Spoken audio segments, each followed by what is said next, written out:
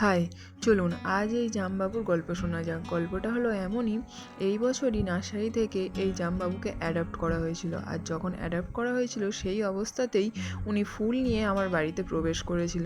ভেবেছিলাম এত ধাক্কাধাক্কিতে হয়তো ফুলগুলো আর ফলে পরিণত হবে না, কিন্তু আমাকে ভুল প্রমাণিত করে একটা নয় 14টা জাম ফুল থেকে ফলে পরিণত হয়েছিল। আর একটাও জাম নষ্ট হয়নি।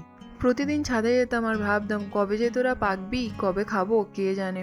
আর এই জামটার নাম হলো KG10, মানে 10টাতে 1 কেজি হবে। নার্সারির লোক তো সেটাই বলেছিল, কিন্তু সেটা হয়নি।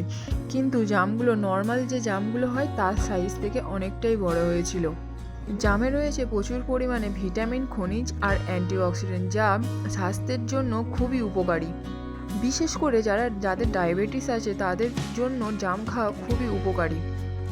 আমি এদিকে অপেক্ষা করছি কবে জামগুলো পাকবে, কবে খাবো, আর এইদিকে দেখো আমার একটা জাম নিয়ে কে হাফিস মেরেছে। আর এই জামগুলো তো এখনো পাকেনি, কে জামটা নিয়ে হাফিস মারলি? তবে তার অবশিষ্ট অংশটা আমার ছাদেই ফেলে রেখে দিয়ে গেছিলো। জামটা পাকেনি বলে তার ভালো করে খেতেও পারেনি, নষ্টও করে গেছে। তাই তড়িহড়ি করে আমি জামগুলোতে কাগজ বেঁধে দিলাম, এবার দেখি তোরা কি করে নষ্ট করিস। আর 3টে ডাল ছিল, 3টে ডালেতেই আমি 3টে কাগজ বেঁধে দিয়েছিলাম, যাতে করে আর এই জামগুলো নষ্ট না করতে পারে। এবার এলো ফাইনাল দিন, যেদিনে এই জামটাকে আমি টেস্ট করতে পারবো আর কেমন রিভিউ তোমাদের কাছে দিতে পারবো। প্রথমেই একটা জাম তুলে আমরা দুজনে টেস্ট করেছিলাম, তো এতটাই ভালো লেগেছিল, সেই ভিডিও তো তোমাদের সাথে আমি শেয়ার করেছিলাম। তারপর ভাবলাম আমি একা কেন খাবো, বাড়ির সবার জন্য একটা একটা করে তুলি।